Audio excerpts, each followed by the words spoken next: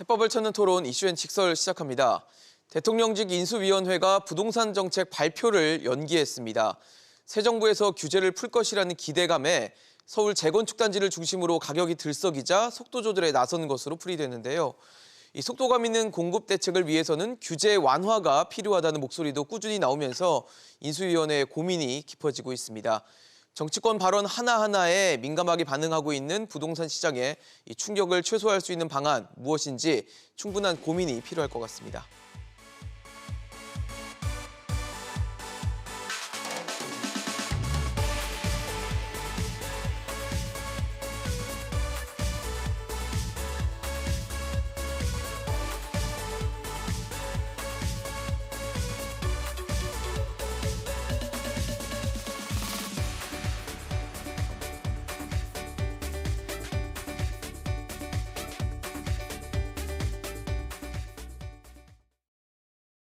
네, 오늘 함께해 주실 세 분 소개하겠습니다. 두성규 전 한국건설산업연구원 선임연구위원, 한국투자증권 자산승계연구소 김규정 소장, 김인만 부동산연구소 김인만 소장 나오셨습니다. 어서 오십시오. 안녕하세요. 네, 당초 인수위원회가 부동산 시장에 대한 어떤 대책을 좀 발표할 것으로 예상이 됐었는데 일단 정책 발표를 새 정부 출범 이후로 미뤄놨습니다. 규제 완화에 대한 공약을 내걸면서 집값 상승이나 부동산 시장에 미칠 영향들이 어느 정도 예상이 좀 됐는데 뭐 배경과 이유를 두고는 여러 가지 해석이 좀 나오더라고요. 어떻게 보십니까? 네, 그동안에 이제 문재인 정부에서는 규제를 강화하는 쪽, 또 신설하는 쪽으로 해가지고 굉장히 이제 부동산 정책을 많이 펼쳐왔는데 결과적으로 본다면 뭐 가격은 역대 어느 정부보다 많이 올랐지 않습니까? 네. 그런 부분들에 대한 이제 상당히 반감도 있고 그다음에 그런 부분들이 규제가 완화돼야 된다는 그런 어떤 시장의 기대감도 상당히 큰 편인데요. 공교롭게도 이제 문재인 정부 말미에 와서 사실은 규제가 강화되는 가운데 거래량 자체도 그 거래량도 급격하게 줄면서 네. 우리가 거래 절벽이라고 이야기하는데요. 그런 가운데 전반적으로 이제 거래 자체가 되지 않는 가운데 가격 자체가 약간 약세를 보이고 있었다고 볼 수도 있거든요. 이제 그런데 대부분의 사람들은 이것이 과도한 규제로 인해서 일시적인 현상이라는 것으로 생각을 많이 했던 것 같고요. 만일에 이제 대선 이후에 있어서는 와서는 이제 규제 인수위원회 등으로 인해서 규제 완화가 된다면 가격은 아마도 회복되지 않을까. 그리고 회복된다는 개념 자체가 가격이 급등한다 이런 개념보다는 이제 말 그대로 정상화되지 않을까. 시장이 정상화되면은 네. 정상화에 따른 가격이 그게 이제 따라가지 않을까 이렇게 이제 봤던 것 같은데요. 중요한 것은 이런 부분들이 인수위원회도 나름대로 비슷하게 생각했던 것 같은데 시장에서의 반응은 조금 뜻밖의 모습으로 나타났습니다. 무슨 얘기냐면은 시장에는 지금 말 그대로 양극화가 되고 있고요. 네네. 또 그 가운데 있어서 시장의 주목을 받고 있는 강남 지역을 중심으로 해서는 가격이 굉장히 가파르게 규제가 완화된 것도 아닌데 네. 인수위에서 정책 부분이 확정된 것도 아닌데 지금 오르는 모습들을 보여주고 있거든요. 그래서 물론 뭐 서울시에서 향후에 재건축 관련해서 규제를 완화하겠다는 이야기들이 언급이 자꾸 반복되고 있으니까 그 나오고 있는데 지금 강남구 쪽에 있어서는 뭐 지금 한 59건 정도 거래된 가운데 네. 29건이 4억 평균 가격이 4억 이상 올랐다고 하니까요. 굉장히 큰 폭의 어떤 반등. 그러니까 이 시장의 기대감으로 보더라도 좀 과도한 측면들이 있는데 네. 이런 부분들에 대해서 아마 인수위원회가 굉장히 움츠린 것 같습니다. 그런데 제가 여기서 말씀드리고 싶은 것은요. 인수위원회나 윤석열 정부가 향후 출범하는 데 있어서는 지향하는 부동산 정책의 방향은 뭐냐면 시장의 정상화에 두고 있어야 되는 게 당연하다고 보고 있고요. 네. 시장 정상화를 위해서는 많은 대책들이 이제 논의가 되고 있긴 하지만 그중에서 가장 먼저 해야 되는 부분이 뭐냐면은 결국은 문재인 정부에서와 공통적인 인식에 있어서 결국은 공급이 부족했다. 자, 공급 부분을 가장 먼저 진단하고 현황을 파악하고 그 부분에 대해서 국민들의 눈높이에 맞는 신뢰할 만한 대안들을 먼저 정리하는 그런 어떤 청사진이 필요한데 지금 사실 이야기되는 거 보면은 이제 세제 문제가 먼저 언급되기 시작했고요. 네. 또 지금 재건축 문제가 언급되다 보니까 시장에서는 국지적인 하나하나의 이슈들로 인해서 시장은 좀 들썩이는 모양새로 가고 있는 것 같습니다. 그래서 뭐 조금 안타깝지만 인수위원회에서는 지금 전체적인 틀을 잡는 데 있어서는 다소 조금 허둥대고 있는 것이 아닌가라는 생각이 들기 때문에 그런 부분들이 조금 정리되면서 새 정부가 출범한다면 오히려 저는 정책 자체의 발표를 조금 연기하는 쪽으로 선택하는 듯한 분위기인데 네네. 그 부분이 오히려 저는 낫지 않을까 이런 생각을 하고 더 있습니다. 낫다고 판단을 네. 하시는 거군요. 일단 인수위원회 측에서는 뭐 현재 이제 부동산 시장에 관련 부처가 뭐 국토교통부라든지 기획재정부라든지 이런 장관 인선이 지금 완전히 마무리되지 않았잖아요. 인사청문회도 넘어야 되고 이런 상황이기 때문에 그 청문회 과정에서 뭐 후보자들이 이제 의견을 내거나 소신을 냈을 때 그게 이제 부동산 시장에 또 다른 혼란이 될 수 있다. 중복적인 메시지라든지 혹은 또 수정된 메시지가 될 수 있기 때문에 그래서 좀 이제 이번 발표 시점을 고민하고 있다라는 얘기를 했는데 어떠세요? 소장님 보시기에는 뭐 그런 이유도 충분히 감안이 됐다. 그리고 미루는 것이 더 나은 판단이다라고 좀 보십니까? 일단 새 정부가 5년 동안 펼칠 부동산 정책 주요한 과제들이나 방향성 같은 것들을 종합적으로 제시하는 정책 발표가 돼야 되기 때문에 좀 종합적으로 검토하는 시간이 필요하기도 하고 신중을 기하는 것은 나쁠 것은 없다라고 생각을 합니다. 그래서 현재 시장의 관심의 초점이 현 정부에서 이제 과도하게 올려놓은 규제들에 대해서 어떤 부분이 풀릴 것이냐 여기에만 초점이 좀 맞춰져 있다 보니까 또 조심스러운 부분도 있었을 거다라고 판단이 되기는 하는데요. 이게 근데 비춰지는 모양새가 이제 시장의 수혜 대상 지역 일부 상품들이 좀 국지적으로 움직이는 모습이 보일 때마다 지연되거나 늦추거나 이렇게 좀 계획 없이 실행되는 것처럼 보여서는 안 되는 부분이기는 하거든요. 일일비하는 모습이 될 수도 그렇죠. 있다는 그래서 거겠죠. 시장의 흐름을 관리하고 모니터링하는 게 중요하긴 하지만 전체적으로 새 정부가 어떻게 끌고 나갈 것인지 부동산 정책이나 방향이나 주요 핵심 과제들 뭘로 해서 할 것인지에 대한 지금 궁금증은 굉장히 증폭돼 있기 맞아요. 때문에 예. 너무 많이 미루지는 말고 종합적인 방향성 로드맵 같은 것들이 빨리 발표가 됐으면 하는 생각이고요.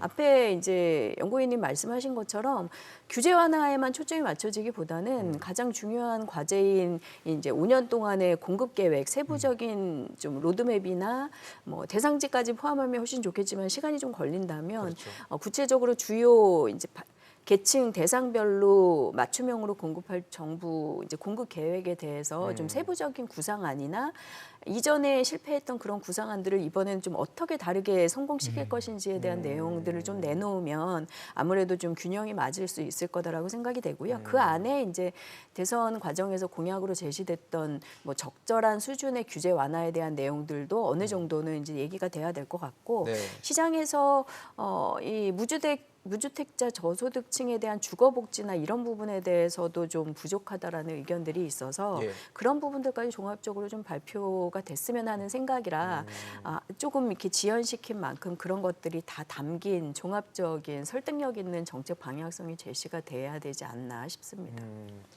뭐 결국은 그런 거 아니겠습니까? 시점 그리고 속도의 문제라기보다는 내용이 얼마나 또 알차게 그동안 우리가 반복했던 실수를 또다시 반복하지 않는 그런 정책이 될 수 있을까에 방점이 좀 맞춰질 것 같다는 생각은 드는데 기대를 충족할 수 있을까요? 어떻게 보세요? 최근 주택시장 분위기를 보면 뭐 강남, 서초, 용산 일부 지역만 들썩인다면 또 그들만의 리그고 뭐 이렇게 이해를 할 수 있는데 네네. 최근에 보니까 이제 분당, 일기 신도시들, 평촌, 일산 이렇게 확산되고 있는 분위기고요. 경기도 전반적으로 좀 퍼지고 있습니다. 그래서 아마 인수위 측에서는 그대로 방치하기는 좀 힘든 상황이 된 것 같고요. 속도 조절 언급하고 있는데 저는 그런 점이 좀 아쉽습니다. 사실 두 마리 토끼를 잡아야 되거든요. 시장 정상화도 해야 되고요. 주택시장 안정도 해야 되는데 이게 굉장히 어려운 숙제고요. 맞아요. 특히 아파트 시장은 심리라는 게 있거든요. 심리. 네, 제가 네. 어제 만난 분도 그런 말씀을 하시더라고요. 주택시장은 안정돼야 되는데 내 집은 올랐으면 좋겠고 분위기가 이러니까 하나 더 사고 싶다라는 말씀을 어떻게 보면 하시는데 이율배반적인 얘기일 수도 그렇죠. 있죠. 이율배반적이지만 그게 또 우리 모두의 우리의 마음일 심리이기도 수도 하고. 있는 그 심리인데 저는 그런 부분이 좀 미스가 된 것 같습니다. 인수위에서 물론 의욕이 앞섰겠죠. 잘하고 싶은 마음은 충분히 이해를 하는데 청사진? 좀 제대로 우리가 5년 동안 어떻게 운영을 하고 큰 틀에서 공급 계획은 어떻게 되고 청사진을 좀 제시해주고 디테일한 부분은 취임한 다음에 하나하나씩 새 장관이 취임한 다음에 이행을 했으면 좋았는데 인수위 부분에서 너무 디테일하게 세부적인 내용, 무슨 규제를 어떻게 풀겠다는 네네. 내용을 섣불리 풀다 보니까 기대 심리가 너무 높아진 것 같고요. 특히 재건축이 가장 문제인데 재건축 같은 경우는 사실 안전진단 좀 완화해주고 초과이관수 약간 좀 보완을 해줘도 뭐 10년 이상? 당연히 10년 이상 장기 프로젝트인데 그걸 너무 빨리 기대감을 심어준 부분에 대해서는 저는 좀 문제가 있다라고 보여지고 지금이라도 속도 조절을 하겠다는 부분은 뭐 저는 바람직하다라는 입장이지만 허둥지둥 이런 분위기는 좀 바람직하지는 않는 것 같습니다. 그래서 좀 더 이게 좀 차분하게 청사진을 제시한 다음에 우리는 투기는 건절하겠다. 대신 시장 정상화를 위해서 이런 걸 하겠다라는 청사진을 제시하고 하나하나씩 좀 퍼즐을 맞춰가는 좀 차분한 자세가 필요할 것 같습니다.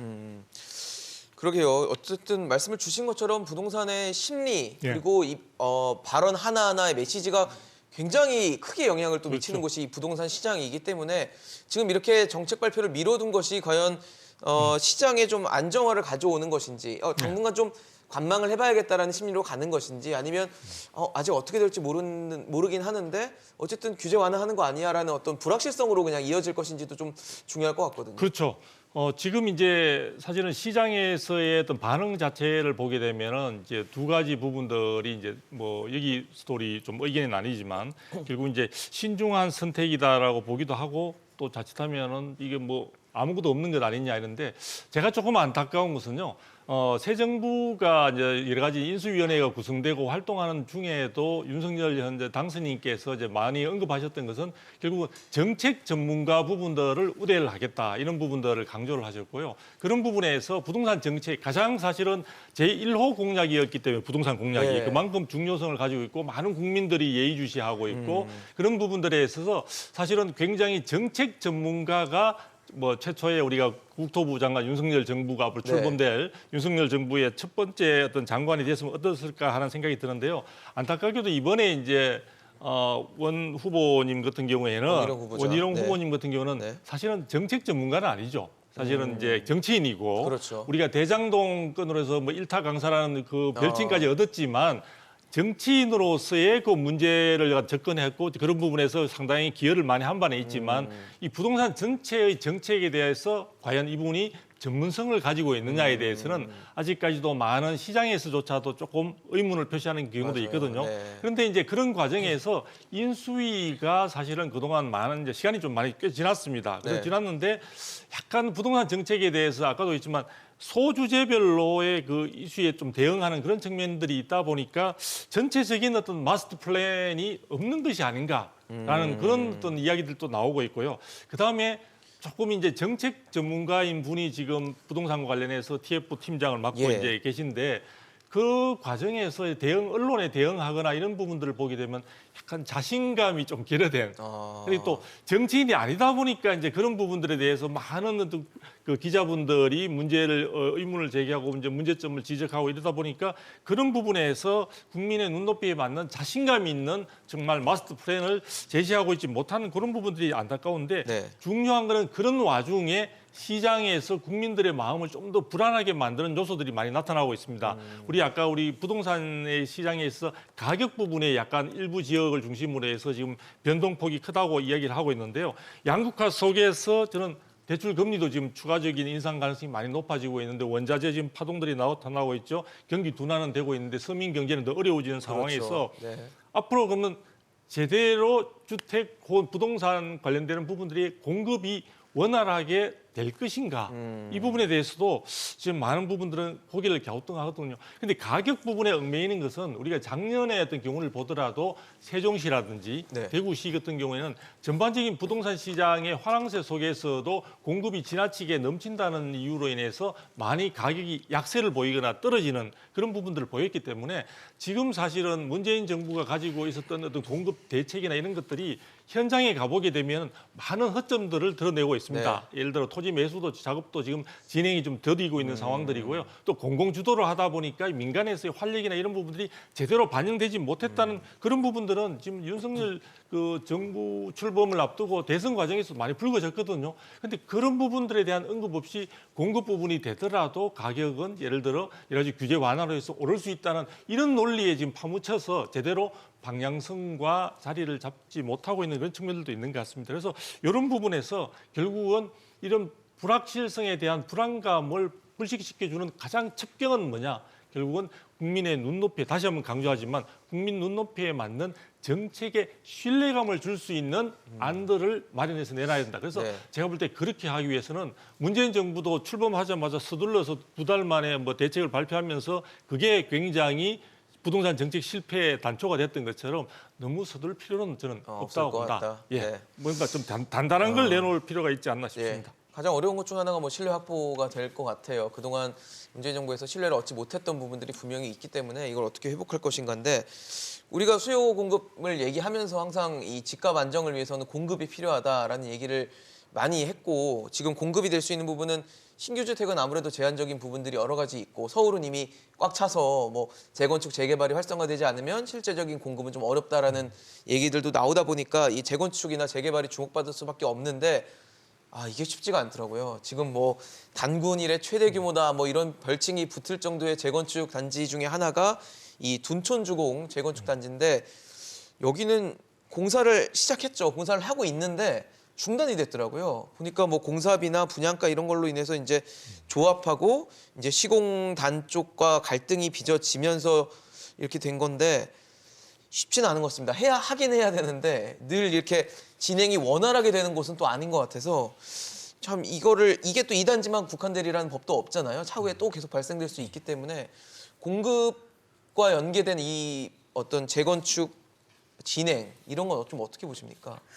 일단 공급 부분에서 저희가 재건축, 재개발, 정비 사업 등을 통해서 거의 한 50만 호 가까이를 공급하는 계획이 있었잖아요. 맞아요. 그래서 사실은 주요 재건축 사업들이 차질을 빚게 되면 도심의 아파트 형태의 공동주택 공급 부분에서 차질이 생길 수 있는 부분이어서 그러니까요. 최근의 사태가 특히 또 주목을 얻고 있는 것 같은데 세부적인 내용 자체는 사실은 이 특정 둔촌주공 조합과 그 공사를 하고 있는 시공사업단 간의 공사비 증가분에 대한 이런 대립이 사실 소송으로 이제 확장이 되는 무효 소송 같은 네. 걸로 확장이 되는 뭐 과정에서 이전 조합장이 뭐 있을 때 뭐 불거져 하고 뭐 이래서 나오는 문제가 거기는 합니다. 됐더라고요, 그래서 보니까. 양쪽이 계속 이제 이 서로에게 책임이 있다라는 내용들을 하면서 이제 첨예하게 대립을 하고 있는 상태고 결과적으로 공사를 시작한 지 2년 2개월 만에 지금 사업이 중단돼 버린 상태예요. 그러니까 2년이나 넘었는데 예, 그래서 실행률이 한 50% 이미 넘어가고 있는 사업장인데 갑자기 중단이 이 됐어요. 공사 중단을 하고 다 철수를 하고 거기에는 이제 시공단이 유치권을 행사하기 예, 위해서. 점유하겠다라는 유치권 행사 플래카드를 걸고 사업을 중단한 상태고 조합은 여기에 또 대응해서 계속 사업이 중단되면 소송을 내서 시공사업단을 교체하겠다라고까지 이제 첨예하게 대립을 하고 있는 상태라 그냥 갈등이 아니네요. 예, 굉장히 좀 심각하게 네. 이 갈등의 골이 깊어지고 있는 상황인데 네. 여기서 이제 좀 한 단계 들어가서 시장에서 얘기하고 있는 것은 요 공사비 증액 부분이 뭐 여러 가지 실제 절차상의 문제나 이런 것들을 제기해서 논란이 되기는 했지만 실제적으로 분양가 상한제에 따른 조합원들의 사업비 부담금 증가 부분이 사실은 불거지면서 이 공사비 증액 부분을 현 조합원들이 이제 받아들이지 못하겠다라고 소송으로 발달했다라는 시장의 분석이 있습니다. 그래서 원래 이제 조합원들이 한 단위당 3,500만 원 정도의 분양가로 일반 분양을 해서 사업비를 충당하고 네네. 그거를 기준으로 이제 뭐 원가 원자재 가격 증가라던가 네. 뭐 가구수 증가 같은 사업비 증가 부분을 하는 걸로 이제 총회에서 의결을 했다라는 건데 사실 지난해에 허그를 통해서 받은 일반 분양 가격이 기대한 것보다 훨씬 낮은 단위당 2,700만 원으로 나오면서 조합원들이 부담을 더 많이 하게 되는 상황이 되자 이 증액 부분에 대해서 논란이 수면 위로 올라왔다라는 거거든요. 저거는 분양가 상한제로 가격을 억눌렀기 때문인 건가요? 그렇죠. 그래서 이게 사실은 이런 재건축 사업장들에서 분양가 상한제, 이 민간주택에 적용되고 있는 분양가 상한제가 이런 사업비 증가 부분, 최근에 뭐 원자재 가격 상승 같은 것들도 맞아요. 있고 사업 네. 지연에 따른 금융비용 같은 것들 때문에 부담이 늘어나는 구조에서 분양가 상한제를 계속 적용하면서 이 조합들의 갈등 같은 것들이 이런 식의 사태로까지 벌어질 수 있고 결국에는 도심의 재건축 차질이나 공급 차질로 연결될 수도 있다라는 이 사태로 이제 해석이 되면서 이 사업장 얘기가 이렇게 좀 관심을 모으게 된 건데요. 분양가 상한제 자체가 순기능이 많기는 하지만 네. 사실은 시장의 주변 시세 책정 과정이나 이런 것들이 너무 현실하고 좀 동떨어져 있다라는 지적이 있기는 해서 그 부분이 앞으로 계속 좀 논쟁이 될 것 같기는 합니다. 그냥 이게 뭐 특정 단지, 특정 뭐 재건축 공사 현장의 문제라기보다는 제도적인 문제도 같이 얽혀 있다 보니까 단순하게 보기엔 좀 어렵지 않나라는 생각이 좀 드는데 어떻게 보세요, 김 소장님? 저는 터질 게 터졌다라는 생각은 드는데요. 그래요? 제가 엊그제 다녀왔습니다. 둔촌주공 현장 한번 보고 다녀오셨어요? 왔는데 무섭더라고요. 유치권 막 붙여놓고 분위기가 굉장히 좀 살벌한 분위기인데 그럴 것 같아요. 위원님 말씀하신 것처럼 왜 이런 문제가 발생했을까? 물론 표면적인 이유는 뭐 조합의 갈등, 시공단의 갈등 이게 한두 번 문제는 아니거든요. 원래 시공단 측도 처음에는 저렴하게 시공 계약을 맺은 다음에 네네. 증액을 요구하고 이게 하루 이틀이 일은 아닌데 이게 결국 터진 이유는 정책의 불확실성, 잘못된 정책이거든요. 분양가 상한제인데 분양가 상한제의 목표는 그거잖아요. 목적은 과도한 새 아파트들의 가격이 과도하게 오르는 걸 거를 막아서 막겠다. 네. 새 아파트가 오르면 주변 아파트 가격이 올라가니까 그렇죠. 같이 이제 좀 올라가죠. 누르겠다는 건데 이게 지나치면 안 되는 거거든요. 주변 시세보다 과하지 않을 수준만 이렇게 가이드라인을 정해주면 되는데 이게 조합에서는 3,550만 원 정도로 요구했는데 네. 뭐 2,700, 2,900만 원을 하라라고 하니 이게 수익성이 안 나오고요. 조합원들은 돈을 더 내야 되잖아요. 그렇죠. 내가 돈을 더 내게 되는데 그걸 인정할 수 있을까? 결국 증액까지 하게 되는데 원자재 가격도 엄청 많이 올랐죠. 맞아요. 최근에. 사실은 지금 공사가 늦어지고요. 늦어지면 늦어질수록 더 올려야 됩니다. 이거 5천억 증액 가지고는 저는 안 될 것 같고요. 1조 이상 올려야 되는 상황인데 결국에는 어떻게 풀어야 되느냐. 이게 조합원들만의 피해의 문제가 아니거든요. 그러네요. 12,000세대입니다. 2023년도 서울 입주 물량이 2만 3천 가구 정도 되는데 절반 정도 되는 거예요. 절반이 넘는 미니 거죠. 신도시. 그러면 이게 지연이 되면 서울은 내년에 10,000세대 정도밖에 입주 물량이 안 나오는데 안 그래도 주택 시장이 지금 또 심리가 살아 있고요. 조금만 틈을 보여도 오르고 막 네, 이러는데 들썩들썩이죠. 입주 물량까지 내년에 반토막이 난다. 이건 굉장히 심각한 문제입니다. 그래서 인수위에서도 이제 정책의 뭐 시장 기능의 정상화라고 하는데 이런 게 바로 시장 기능의 정상화거든요. 많이 안 오르게 해야 되는 거지. 주변 시세가요. 3.3제곱미터당 평당 한 5천에서 6천만 원 정도 합니다, 지금. 근데 그거를 절반으로 낮추는 게 과연 시장 안정에 도움이 될까? 저는 3.3제곱미터당 한 4,500, 5천 정도만 해줘도 안정에 충분히 기여를 한다라고 생각하거든요. 좀 현실성 있는 그렇죠. 가격이어야 된다는 거죠. 로또에서 일반 분양이 당첨된 사람들이 지금 2배를 버는 그런 네네. 구조인데 그게 주택시장 안정에 얼마나 도움이 될까? 결국에는 입주 물량 부족과 또 다른 폭탄으로 연결이 되기 때문에 이런 거 하나하나가 시장 기능의 정상화고요. 무조건 폐지한다 뭐 이런 게 아니라 네네. 잘못된 걸 하나하나씩 잡아야 되는데 그래야겠네요. 너무 갑자기 서두르게 된다면 또 다른 잘못된 시그널을 줄 수 있기 때문에 네. 명확한 청사진을 제시해 준 다음에 충분히 논의를 해서 제일 잘못된 거는요. 대책 발표되고 분위기 안 좋으면 또 발표되고 이게 가장 안 좋은 이 대책이 그렇죠. 그거든요. 나중에 누더기가 그래서 될수 그렇죠. 있는 문재인 부분이기 정부에서도 때문에. 27번 이상의 대책을 발표하면서 신뢰가 무너졌는데 그러지 말고 충분 논의해서 잘못된 거를 충분히 준비한 다음에 한 번의 대책으로 제대로 하는 것이 중요할 것 같습니다. 전 사실 분양가 상한제 가격을 이렇게 뚜껑을 만들어 주는 거잖아요. 그래서 상당히 좀 부담을 줄여줄 수 있겠다. 서민들이 집을 좀 사는데 접근성을 높일 수 있겠다라고 네. 좋은 기능을 생각을 했었는데 네. 막상 이렇게 문제가 불거지니까 제도가 또다시 걸림돌이 되는 문제가 좀 있을 것 같아서 그렇죠. 인수위나 윤석열 정부 쪽에서 좀 이 부분을 좀 신중하게 좀 봐야 되지 않을까라는 생각이 드는데요. 네, 그래서 이제 시장의 정상화라는 말을 제가 이제 처음에 말씀을 썼는데 주셨죠. 시장에 있어서는 결국은 수요와 공급에 의해서 균형점을 찾아가면서 뭔가 이렇게 안정적인 그런 가격의 어떤 변화를 보여주게 되는데 지금 이제 분양가 상한제 같은 경우에는 인위적으로 가격 결정에 결국은 정부나 이런 데서 개입하는 거거든요. 그런 부분에서 좀 문제가 있는 것이고요.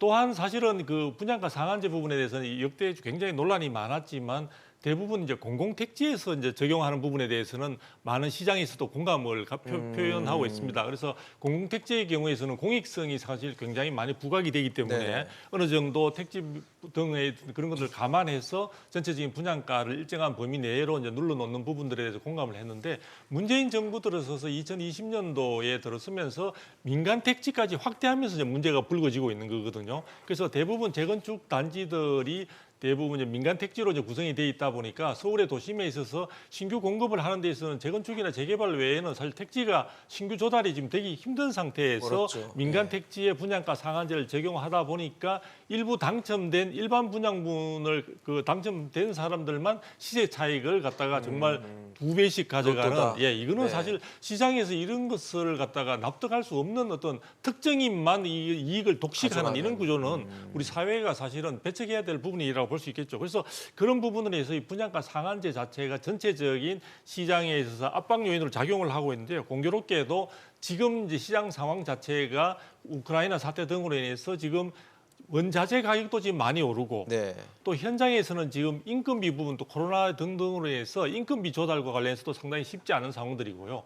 또 사실은 시공업체가 공사를 진행하는 과정에서 조합이 사실 그런 비용 자체를 아까 우리 저기 둔촌주공 같은 경우에는 일반 분양을 하지 않았지 않습니까? 그러다 보니까 실질적으로 이 공사비를 조달할 수 있는 방안들이 결국은 시공사가 금융기관으로부터 지금 차입을 하는 차입하는, 그런 네. 상황이 구조로 되어 있는데 금리가 계속 오르다 보니까 공사기간이 지체되고 분양이 안 되는 과정에서 그 공사비에 대한 부담이. 조달, 금리 부분에 있어서 부담도 지금 굉장히 커지고 있는 상황이거든요. 그러니까 굉장히 지금 악재가 이어지고 있는 상황에서 정부 쪽에 있어서는 이런 부분들을 분양가 상한제의 원칙적인 적용만 지금 고수하고 있다 보니까 이게 해소가 되지 않고 있는데요. 문제는 이렇게 될 경우에 있어서 올해의 분양 여러 가지 일정 등을 감안할 때 이게 제대로 되지 않으면은 정말 서울 시내의 경우에는 올해 예상되었던 분양 물량만큼도 못하는. 아주 가뜩이나 적었던 네, 물량인데 네. 굉장히 좀 줄어들 가능성이 있습니다. 이런 부분들은 결국 우리가 아까 우리 처음에 이야기할 때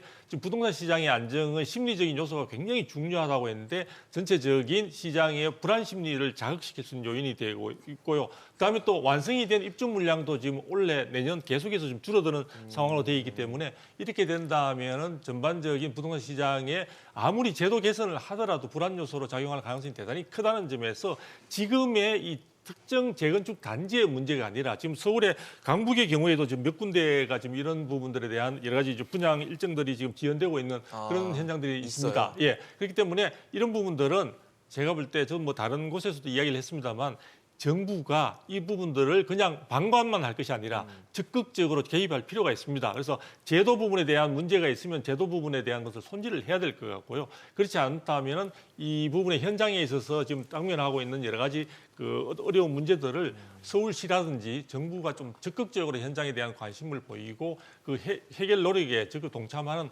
그런 자세가 필요하지 않을까. 이것은 당사자 사이의 문제로만 좀 맡겨두기에는 지금 상황이 굉장히 더욱더 심각해지고 있는 것 같습니다. 네. 사실 이 지금 부동산 문제 해결하려면 공급 늘어야 된다라는 얘기를 했는데 오히려 분양가 상한제가 공급을 제한하고 제약할 수 있는 이유가 되고 원인이 좀 될 수 있겠다라는 좀 걱정이 돼요. 그러다 보니까 분양가 상한제를 뭐 인수위원회에서 발표를 하지 않더라도 새 정부 출범되면 나오는 부동산 시장 정책에 좀 이 부분도 좀 포함이 돼야 되는 거 아닌가라는 생각이 드는데 어떻게 보세요? 네, 실제로 이 둔촌주공 같은 갈등은 사실은 뭐 이제 공사비 증가분이라던가 기존의 재건축 조합의 운영상의 절차에 뭔가 이제 합리적인 부분들 뭐 여러 가지 요소들이 다 겹쳐져 있고 사실 이 문제가 불거지면서 이해관계자들 모두가 다 손해를 볼 수 있는 위험에 노출돼 있는 상황이거든요. 이미 이주를 시작해서 4년 이상 전월세로 거주하고 있는 조합원들도 입주가 더 늦어지게 그렇죠. 생겼고 지금 언제 입주할지 모르게 그렇죠. 되는 원래는 상황이니까. 내년 8월경 준공 입주를 기대하고 내년 있었는데 8월이요? 얼마나 더 늘어질지 현재로서는 장담하기 어려운 그럼 상황이고. 또 전월세를 기간을 늘려야 될 수도 있겠네요. 그렇죠. 점점 더 주거 안정이나 이런 것들에서 불안해지는 예. 상황이고 이 1만 2천 세대 중에서 한 5천 가구 가까이가 이제 일반 분양으로 원래 분양을 나올 하려고. 예정이었죠. 예, 올해 예. 5월 정도에 이제 나올 예정이었는데 그것도 이제 지연되는 상황으로 가면서 청약 기대하시던 분들도 굉장히 좀 난감해하고 계시는 내집 마련의 상황입니다. 꿈을 네, 그래서 이룰 수 있는 시기가 지금 조합하고 또 시공단 소송으로 가고 사업도 중단되면서 이 시설물 자체에 또 들어가는 추가 비용 문제들, 소송 비용들 뭐 이런 것들이 점점 다 각자의 부담으로 이제 분담이 될 전가되는. 상황일 수 있기 때문에 상당히 좀 이제 해결이 시급한 문제인데 서울시 이 정비사업단의 코디네이터 같은 분들이 조율을 연초부터는 계속 하고 있다가 그래요? 갈등이 심해지면서 지금 처리가 좀 안 되고 있는 상황이라고는 하는데 현장에서는 다들 한 목소리로 어쨌든 서로 좀 양보를 해서 사업이 진행되게 하는 게 중요하다는 네, 얘기가 그게 1차적으로는 좋은데. 있고요. 예. 제도적으로는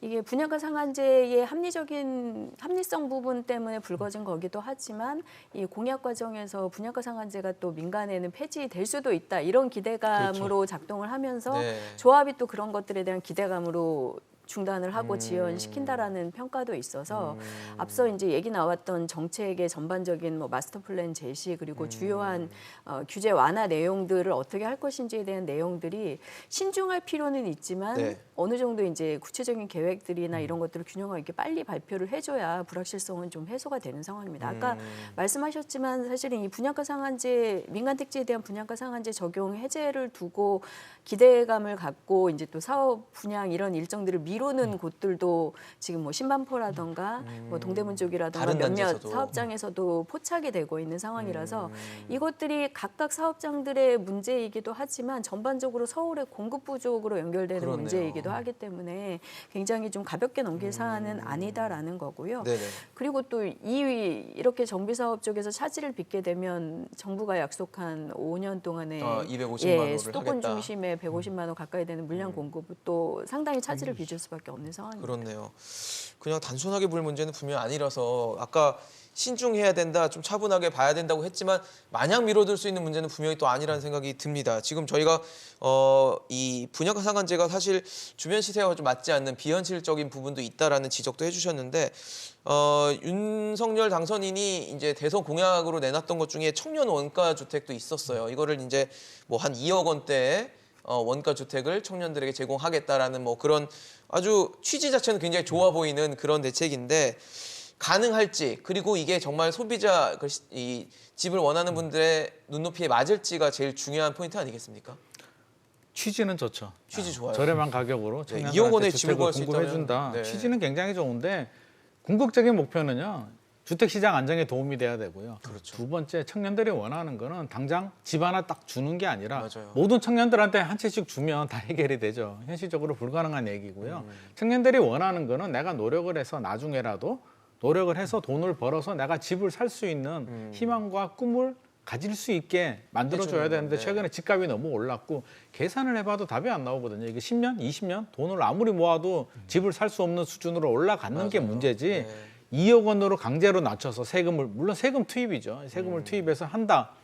한 300만 원 정도 공급을 해주면 뭐 해결이 되겠죠. 공약은 30만 원인데 네네. 제가 볼 때는 30만 원 불가능하고요. 한 10배는 지금 해야 이야기 된다고 나오는 말씀이시군요. 그 지역들이 서울 의료원 부지라든지 이렇게 서울의 좋은 지역들이잖아요. 용산 정비창 뭐 그렇죠. 이런 데가 용산 있어요. 정비창도 있고 최근에 뭐였지 논현동에도 제가 가보니까 청년주택 올라가고 있더라고요. 그래요? 저는 어떤 마음이 드냐면 이렇게 좋은 자리에 역세권 바로에 들어가는 분은 참 좋겠다. 하지만 다수의 청년들은 근처도 못 갈 텐데 소수 운 좋게 당첨이 되는 분들을 위한 세금을 투입해서 과연 그게 얼마나 효과적이고 주택시장 안정에 도움이 될까? 대통령 공약이니까 뭐 하겠죠. 뭐 잘해야 3만 원? 제가 볼 때는 3만 원도 힘들 것 같고요. 뭐 의료원 부지 하더라도 한 3천 원 정도, 5천 원 정도 나올 것 같은데 그 정도는 그냥 내가 공약이니까 내 공약을 했다 정도의 정책 홍보성 주택 공급밖에 안 되는 거고요. 청년 주거 문제라든지 주택 시장 안정에는 도움이 되지 않기 때문에 저는 막대한 세금을 들여서 그렇게 짓는 것보다는 차라리 그 부지를 뭐 매각을 해서 확보한 자금을 가지고 삼기 신도시 같은데 용적률을 좀 올려서 뭐 반값 아파트들은 몇십만 원 정도 더 공급해 주는 방안 그런 것도 좀 고려를 해야 되지 않을까 싶습니다. 이게 일부 지역만 좋으면 네. 저도 사실 탐나거든요. 정비창이라 이런데. 위치가 너무 좋죠. 그렇죠. 사실. 저도 네. 청년으로 돌아가서 2억 원에 하나 잡고 싶은데 그게 받는 분들은 좋겠지만 다수의 청년들은 또 다른 사회적 박탈감, 소외감이 되기 때문에 우리 공공재의 성격이 뭔가요? 비배제성, 비경합성이잖아요. 네. 모든 청년들한테 혜택을 줄 수 있는 그런 세금을 투입하더라도 그런 정책을 좀 고민을 해야 될 것 같습니다. 그러게요. 참 청년들이 이걸 보고 어떻게 생각할까요? 네, 사실은 이제 정책을 지금 정말 공약으로 만드는 과정에서 사실은 뭐 공약이라는 게 굉장히 현실성보다는 말 그대로 이제 국민들의 가슴 속을 파고들 수 있는 그런 내용을 해야 되고 우리 청년 세대들이 지금 안고 있는 문제가 한두 가지가 아니지 않습니까? 어렵죠. 그래서 제가 보기에는 사실 현재 이제 청약 제도부터 시작해서 많은 청년 세대들이 소외될 수 있는 지금 환경에 처해 있는데 그런 과정에서 청년 세대들에게 말 그대로 어떤 임대주택을 통해서 주거 안정만뿐만 아니라 말 그대로 내 집을 마련할 수 있는 꿈을 갖다가 조기에 실현시켜주고 또 이 부분이 이 청년의 대상자들이 39세 이하 정도로 지금 보고 있습니다. 네. 그러다 보니까 사실은 어느 정도 신혼부부까지 포함되면서 사실 좀 장년으로 지금 이어질 수 있는 그 단계까지를 다 망라하는 그런 거다 보니까 네. 굉장히 수혜 대상도 지금 커지고 이런 상황에서 조금 공약이 조금 앞서간 측면들이 있죠. 그런데 이제 공약 발굴 과정에서도 이제 많은 비판들이 좀 있었는데 그 중에 대표적인 게 지금도 언급이 됐습니다만, 자 과연 이러한 부분들을 저렴하게 하는 것은 금융상 구조상으로는 좀 문제가 없다고 보고 있습니다. 예를 들어 뭐 3억대로 하든지 2억대로 하든지 간에 이거는 금융기관에서 충분히 뭐 장기 대출로 해서 장기 하면 대출로. 구조는 네. 만들 수 있는데 문제는 해당되는 부지를 어디에서 확보할 것이냐. 문재인 정부가 많이 내어놓았던 부동산 대책 중에 공급 대책 중에서도 많은 지적을 받고 있는 부분이 그러면 필요한 부지를 어디에서 서울 시내 그러면 서울 시내 어디에서 확보할 것인가. 사실은 지금 이제 윤석열 당선인 같은 경우에는 공약 과정에서 이 청년 원가 주택뿐만 아니라 역세권 첫집 주택하는 그 경우에 있어서도 과연 역세권에 그렇게 할 수 있는 부지가 확보될 수 있느냐에 대한 논란들이 많았거든요. 그래서 네. 이 부분은 제가 볼 때는 일단 과제로 보여지는 측면들이 있고요. 그리고 가격 부분들을 우리가 아까 2억 원대, 뭐 3억 원대 이야기했는데 제가 볼 때는 그 부분은 현실과는 상당히 괴리가 있는 것 같습니다. 지금 서울시 같은 경우에도 지금 SH공사 사장으로 취임하시는 분이 뭐 굉장히 5억 원 서울에서 뭐 5억 원 이하의 원가에 가까운 정말 원가용 주택을 사장님, 공급할 수 있겠다는 계획을 야심차게 낸 바가 있는데요. 예. 지금 공약을 만들 때나 이런 때와 달리 지금 굉장히 원자재부터 시작해서 많은 경제적인 환경이 많이 변화하고 있기 때문에 오히려 현실성이 이제는 조금 현실을 좀 되돌아보면서 하나하나 짚어보고 가능한 부분들은 뭐 박차를 가해가지고 나아가되 현실적으로 조금 어려운 부분들은 국민들한테 양해를 구할 수 있는 그런 부분도 저는 충분히 가능하다고 보여집니다. 그래서 제가 볼 때는 이 부분에 대한 구성 자체는 문제가 없습니다만 부지를 어디에다 확보하고 그다음에 청년 세대들이 필요한 집을 마련하는데 굳이 이렇게 별도의 부지를 통한 어떤 공급만이 해답인가? 제가 볼 때는 현재 저는 청약 제도에서 지나치게 가점제로 인해서 청년 세대들이 오랫동안 청약 통장을 가지지 않은 경우에 일방적으로 불리한 부분들 그리고 뭐 그런 자녀가 없으면 낳고 그렇죠. 낳고 이런 게 그런 있잖아요. 부분들을 지금 예. 현재는 일부 특별 공급을 통해서 해소를 하고 있습니다만 그건 한계가 있기 때문에 청약 제도도 이참에 청약 제도 전반에 대해서도 손질을 개편을. 가하는 그런 부분들이 필요해 보입니다. 참 종합적인 수정과 개편이 필요할 것 같다는 생각이 드는데 또 하나 짚어볼 부분이 이 공공임대주택 얘기 좀 해보려고 합니다. 서울시가 공공임대주택 혁신 방안을 발표했습니다. 뭐 이거 역시 취지는 굉장히 좋고 내용도 솔깃한 내용들이 들어 있어요. 지금 노원구에 있는 하계 5단지 시작으로 해서 30년 넘은 임대주택들을 한 2026년까지 단계적으로 좀 재정비하겠다. 뭐 내용은 좋더라고요. 면적도 넓히고 뭐 수영장, 그다음에 뭐 피트니스 센터 같은 커뮤니티 시설도 놓고, 그다음에 뭐 요즘에 에어컨 위에 천장에 달려 있잖아요. 뭐 시스템 에어컨 이런 부분들도 민간에 분양된 아파트처럼 해보겠다라는 건데 안타깝게도 현재 상황은 임대 아파트에 대한 인식이 그렇게 좋다고 보긴 사실 좀 어려워요, 우리 사회가. 그래서 이런 부분들이 보강이 되면 그래도 이미지 개선 그리고 어떤 인식 개선에 좀 도움이 될 수 있을지도 좀 궁금하거든요. 어떻게 보세요? 일단 뭐 단순하게 면적을 좀 더 넓혀서 눈높이를 맞추는 부분들도 있고 예. 시설이나 커뮤니티 뭐 이런 서비스 같은 부분들도 조금 최근에 눈높이가 높아진 네. 소비자들이 원하는 수준 혹은 주변 상황에 맞춰서 뭐 인테리어 같은 것들도 바꾼다라고 하면 뭐 상품에 대한 만족도나 뭐 품질에 대한 이런 신뢰도 시선 같은 것들은 개선이 되는 거는 당연하기는 할 겁니다. 그래서 뭐 지금 현재 한 30년 넘어가는 이제 초반에 공급됐던 임대 단지들을 순차적으로 이제 정비 사업을 해서 예. 그 중에서 임대 공급도 넣고 분양을 통해서 이제 사업비 조달을 하겠다는 복합 모델인 건데요. 그래서 말씀하신 임대 단지, 임대 목적으로만 지어진 단지들을 약간 소셜 믹스하는 개념으로 분양하고 섞어서 같이 해서 약간 그런 차별적인 시선도 조금 뭐 낮춘다라는 뭐 보관들도 있기는 하고요. 믹스가 돼야 되는 거죠, 이제. 네, 그래서 네. 뭐 여러 가지 이제 잘 되면 좋겠다라는 이제 평가들이 네. 표면적으로 있는데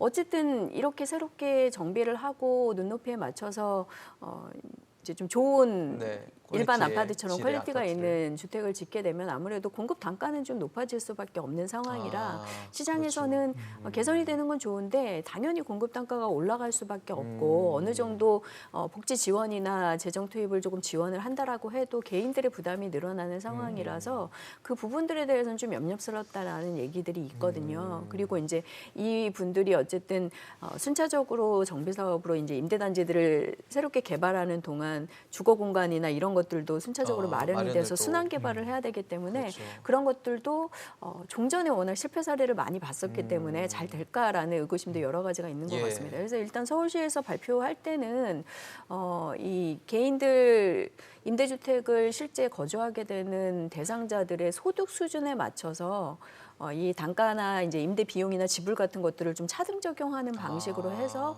부담이 너무 과도하게 늘지 않겠다라는 이제 아이디어를 내고 있는데 실제로 이제 시장에서 그런 부분 답변이 있었음에도 불구하고 여러 가지 좀 걱정들이 많은 것은 사실입니다. 실행 과정에서 투입되는 시의 재정 문제 이런 것들 조달을 어떻게 할 것인지 그리고 실제로 단가가 올라가는데 그거를 이런 아이디어랑 구상만으로 부담을 크게 늘지 않으면서 주거 공간 개혁을 해줄 수 있을 것인지에 대한 고민이 많긴 한데 실제로 이 부분이 논의가 돼야 되는 과제기는 하고 단계별로 시행을 늦출 수 없는 사안이기는 합니다. 저희 임대단지들의 기본적인 시설 문제라든가 뭐 예를 들어 주차장 같은 문제들도 상당히 좀 낙후되어 있는 것은 사실이어서 지금 단계별로 모색을 해서 진행해야 되는 것은 사실이라 저는 이제 서울시의 이런 계획들이 나온 것은 상당히 반가운 소식이기는 한데 실제로 추진하는 과정에서 금융자금 조달이라든가 이런 문제들 불거질 수 있기 때문에 이런 걸 어떻게 슬기롭게 좀 해결할지에 저희가 관심을 좀 가져야 될 것 같습니다. 뭐 어떻게 보면 자연스러운 걸 수도 있을 것 같아요. 질이 좋아진다는 건 그만큼 좋은 자재들이 들어갈 거고 시설이 생기면 투입되는 자금들이 늘어나니까 나중에 뭐 임대주택을 받을 때 부담이 커질 수 있겠다라는 생각이 좀 들어서 이 이후에 나오는 계획들이 좀 중요하겠다는 생각이 드는데 어떻게 보세요? 물론 필요하죠. 질을 올려야 되는 건 당연히 필요한데 양과 질은 반비례하거든요. 맞아요. 그게 가장 문제입니다. 네. 양을 높이면은요 한정된 예산에서 양을 높이면 질을 높이면 양은 양이 줄어들 줄어들고. 수밖에 없고요. 양이 줄어들면 어떤 문제가 생기냐면 임대 아파트잖아요. 누구한테 줄까요? 결국에는 저소득층이나 어려운 분들한테 선별해서 줘야 되는데 왜 임대 아파트의 인식이 낮아졌느냐? 저소득층이라고 해서 다 그렇지는 않는데 한 10분 중에 한두 분만 만약에 뭐 술을 먹고 그러더라도 우리 사회적 인식 때문에 꺼려야 하거나 안 좋게 보는 경향들이 있거든요. 그렇다면 이 문제를 어떻게 해결해야 되냐면 저는 굉장히 어려운 숙제라고 보는데 뭐 사우디아라비아처럼 뭐 돈이나 많으면요 한 1,000조 투입을 해서 한 100만 채 지으면 다 해결이 되겠는데 이게 굉장히 어려운 숙제고요. 결국에는 양과 질을 다 잡아야 되는 문제입니다. 양을 늘려서 그냥 어느 정도 소득이 되는 청년들이 다 들어가서 살 수 있다. 내 자녀도 들어가서 살 수 있는 저소득층만 사는 임대가 아니라 우리 청년들이 살 수 있는 임대 아파트 정도가 돼야 우리 아들도 들어가서 사는 아파트구나, 좋은 아파트구나라는 인식이 퍼지는데 지금 같은 구조가 돼버리면 질은 좀 좋아지는데 양이 몇 개 안 되기 때문에 결국에는 또 똑같은 현상, 약간 뭐 질이 좋은 임대 아파트로 그칠 수밖에 없는 구조예요. 그래서 이거는 정책적으로 지금 뭐 원가 주택도 하겠다. 역세권 첫 집도 하겠다. 그러니까요. 질 좋은 임대 아파트도 하겠다. 취지 하나하나의 취지는 다 좋은데 다 좋죠. 결국에는 제한된 한정된 예산으로 다 해결할 수 있는 할수 있을 문제니까 것인가. 저는 하나라도 제대로 좀 투입을 해서 양을 좀 늘리는 방안도 좀 고려를 해야 되지 않을까 생각을 합니다. 그러게요. 할 숙제는 많고 취지는 다 좋은데 과연 현실성이 얼마나 있을지가 좀 주목되는 제가 부분인데. 여기에서 잠깐만 제가 추가해서 제가 말씀드려요. 지금 아까 예산 부분 지적도 지금 맞는 말이고요. 어떻게 보면 제2의 이제 뉴스데이라고 볼 수 있죠. 예전에 뉴스데이가 이제 등장했을 정부 때에 때. 그것도 고급화된 어떤 임대주택이라고 볼 수 있는데 그 부분이 있기 때문에 아마 임대료 부분들을 여기 보면 뭐 입주인 소득과 연동해서 맞춤형 임대료를 도입한다고 하는데 이게 말이 쉽지 이게 사실 임대료 결국은 인상으로 이어질 수 있기 때문에 그 혜택을 받는 소득 계층과의 이 임대료 수준을 적절하게 조화시킬 것이냐 쉽지 않은 문제고요. 또 하나는 되게 쉽게 이야기하는 것 중에 하나가 여기 보면은 이제 소셜 믹스를 갖다가 좀 한다는데 이게 굉장히 이론적입니다. 제가 지금 현재 이제 국토부 공동주택 중앙공동주택 그 관리 분쟁 조정위원회를 하고 있는데요. 이 소셜 믹스인 경우에 사실은 임대주택에 들어오신 분들하고 일반 분양받은 주택의 소유자들 중심의 어떤 임대 관리하고 굉장히 충돌이 많이 일어납니다. 그 경우에 있어서 지분을 얼마나 가지고 있느냐에 따라서 이 주체가 달라지게 되는데요. 이 부분에 대한 갈등이 최근에도 많은 분쟁으로 이어지고 있고 쉽지 않은 상황이기 때문에 말은 사실 되게 이상적이고 좋은데 이 공공임대주택의 이러한 부분들을 하기 위해서는 먼저 제도적으로도 지금 현실과 동떨어진 부분들이 없는지를 살펴보고 그런 부분들을 일단 정비한 후에 추진하는 것이 바람직하지 않을까 싶습니다. 네, 하나 더 짚어볼게요. 올해 1분기 서울 빌라 매매 거래 10건 가운데 9건이 전용 면적 기준으로 봤을 때 60제곱미터의 이 소형 빌라였던 것으로 집계가 됐습니다. 인수위원회가 일단 소형 빌라 같은 거를 이제 주택수 합산에서 좀 빼겠다라고 했는데 어떻게 보세요? 좀 투기를 부를 수 있는 요인이 되지는 않을까? 예전에 뭐 1억 원 이하 주택에 규제가 안 되다 보니까 막 거기 몰리고 이랬던 부분들도 있어서 우려는 있을 것 같습니다. 어떻게 보세요?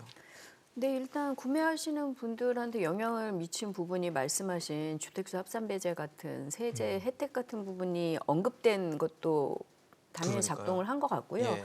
실제로 아파트나 기타 주택, 다른 유형의 주택들 구매 가격 부담이 너무 크다 보니까 약간 저가로 접근할 수 있는 이런 소형 연립 다세대 같은 이런 상품들의 좀 더 거래가 좀 비중이 최근에 네. 높아진 게 아닌가 싶습니다. 그리고 뭐 도심 정비나 역세권, 뭐 복합 개발 이런 것들에 대한 개발 시에 개발 수익을 얻을 수 있다라는 기대 같은 것들도 작동을 했을 그렇죠. 거라서 실제 뭐 이렇게 뭐 투기다 투자다 나누기는 어렵지만 네. 그런 것들을 염두에 둔 구매자들이 상당 부분 늘어났을 거다라고 판단이 돼서 이제 그런 단기 투자를 하신 분들의 입장에서 예. 뭔가 좀 개발이 실제 진행되지 않거나 혹은 뭐 금리 인상이나 여러 가지 변동성 때문에 환금이나 이런 것들이 문제가 생겼을 때 투자 목적에 좀 부합하지 않는 차질이 발생할 수 있는 사안이긴 하거든요. 그래서 뭔가 좀 너무 이런 개발 기대감이나 이런 것들만 단편적으로 보시고 투자하시는 것은 좀 위험하다라는 판단이고요.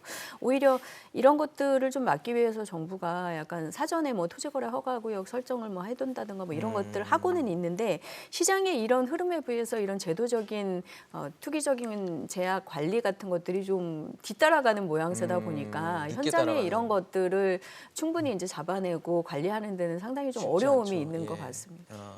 어떻게 보세요, 김민건 소장님? 저는 이거 절대 반대합니다. 이거 반대세요? 절대 반대하는 입장이고요. 이거는 전형적인 탁상 행정입니다. 전혀 바람직하지 않고요. 만약에 이렇게 해준다, 60제곱미터의 소형 빌라 네. 합산 배제해준다면 주택수 합산 배제가 무슨 의미인가요? 집이 있는 사람이 하나 더 사면 빼준다는 건데 그렇죠. 다주택자 보고 지금 타깃 정해주는 거잖아요. 너 60제곱미터 빌라 투자해라고 지금 알려주는 건데 네. 그 좌표를 찍어주는 빌라는요, 거다. 네. 우리 서민들이 거주해야 되는 임대 공간이기도 하면서 예. 생애 최초 돈이 부족하신 분들이 내 집 마련할 수 있는 첫 관문인데 그 타깃을 정해주면 그 가격이 올라가게 된다면 서민 주거 안정에 나쁜 영향을 주게 되죠. 이런 정책은 굉장히 탁상행정 앉아서 우리 60제곱미터 혜택을 주면은 서민들이 살기 좋아질 거야. 전혀 네. 바람직하지 않습니다. 만약에 해준다면 생애 최초 처음으로 주택 구입하시는 분들이 60제곱미터 이하 빌라를 사게 된다면 뭐 취득세 면제, 양도세 면제, 뭐 재산세 면제 정도 해주면 괜찮겠지만 합산 배제 해준다는 얘기는 다주택자들을 보고 사라는 얘기인데 저는 그런 식으로 타깃을 정해주면 가격만 올라갈 뿐입니다. 네, 알겠습니다. 할 게 많네요. 참 수정해야 될 거 많고 신중하고 또 신속하게 또 진행해야 될 부분들이 많아서 부동산 시장에 제대로 된 정상화를 이끌 수 있는 정책들이 어떤 것들이 될지 인수위원회 단계에서 또 현 정부가 윤석열 정부가 출범하게 됐을 때 고민이 좀 필요할 것으로 보입니다. 오늘 두성규 전 선임연구위원, 김인만 소장, 김규정 소장과 함께했습니다. 이슈앤직설 오늘 준비한 소식은 여기까지입니다. 지금까지 시청해주신 여러분 고맙습니다.